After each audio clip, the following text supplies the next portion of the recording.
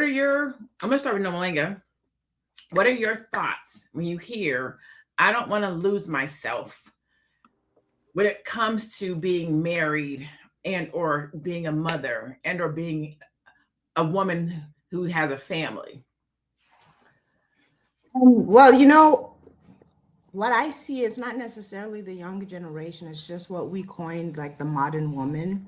There's an epidemic of selfishness, and you actually hear it in that question where you say, I don't want to lose myself. And when I've always said selfish people they ruin everything.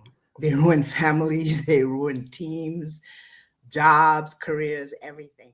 So I think that is coming from that epidemic. Like I said, there's an epidemic of selfishness. So it doesn't surprise me that women will start to say that they don't want to lose themselves because they really are selfish people. Okay. What about you, Aisha? What are your thoughts when you hear that? My first thought was again self-focused.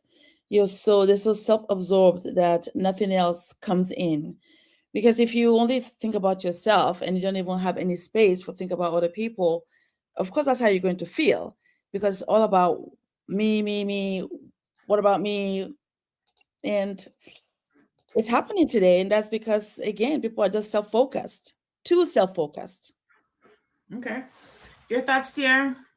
Yeah, I think as a woman who believes in community and I believe in all of that, but I also realize as a woman dating that as I've been talking to men, I realize that there is a part of me that has to die to be in a relationship.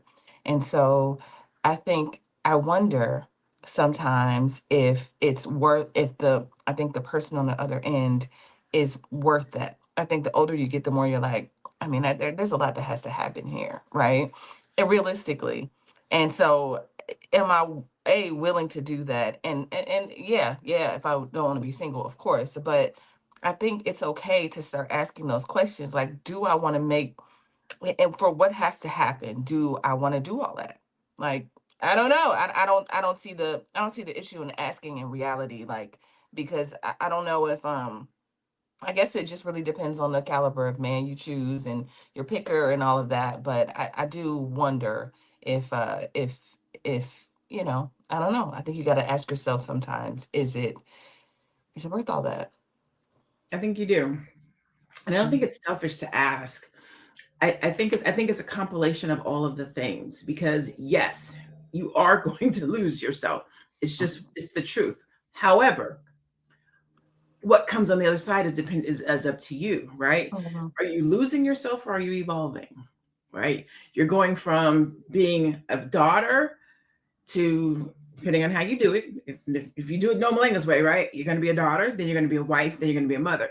So it's technically like an evolution, right? So you are losing yourself because you're growing.